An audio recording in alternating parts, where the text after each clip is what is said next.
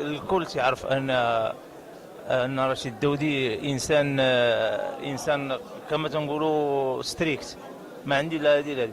وانتم كل شيء انا بس عارف انني حسن النيه ديال الدراري الشريبي انه قدم المشروع ديالو لي زاديرون نهار الاثنين، وقدموا البارح لي سجل دخلوا كلهم ديال الوداد، واليوم قدموا للصحافه الراي العام. فهو مشروع كما شاف كل مشروع ممتاز، ولا تطبق فغادي تكون الوداد سا ديبون على راسها، ما تبقاش تنتظر شي واحد غادي يجي يصرف عليها ولا شي حاجه. ماشي بحال كما شتي الانخراطات اللي غادي يهود 2500 درهم وتكون عنده الدخل الكرياج و 5000 درهم التريبين و 10000 درهم المنصه الشرفيه.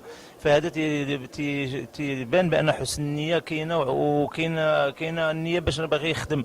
لحقاش الا كانوا كما شفنا العام الاول 3000 اديرون ولا 4000، والعام الثاني وصلنا واحد 8000، والعام الثالث وصلنا واحد 12000، فتولي الوداد ما تبقاش ملك تاع شي واحد، تولي الملك ديال الشعب ديال لي زاديرون ديالو. ما يقدرش شي واحد يشري 10000 يشري 100 200 100.